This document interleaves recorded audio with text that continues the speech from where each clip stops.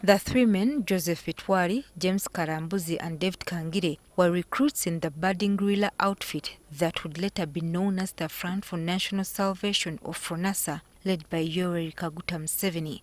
Unfortunately, in 1973, while they were still operating covertly, they were found out and ultimately publicly executed in the Kabale Municipal Stadium.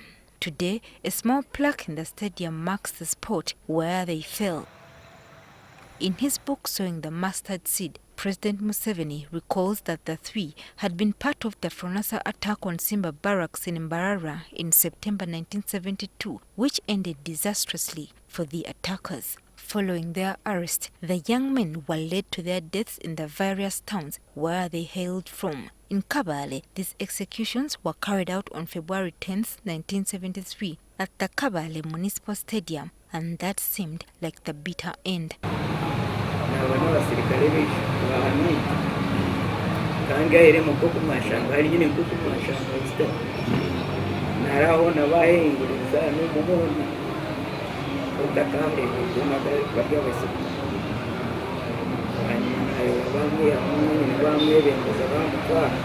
Today, Happy Karambuzi, a 50-year-old son of James Karambuzi and the only surviving child, says life was hard after the execution of his father, and this may have been behind his mother's mental health problems.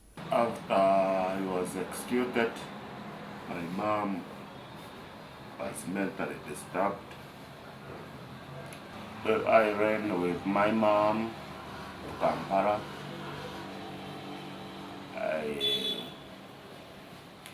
I came back in 79 after a regime was taken out. In 2015, when President Museveni visited again, he promised to help the struggling family by constructing a commercial structure on their land in Kabale municipality. He also promised to donate a lorry to the family and sponsor some of the grandchildren in school. That promise has come to pass.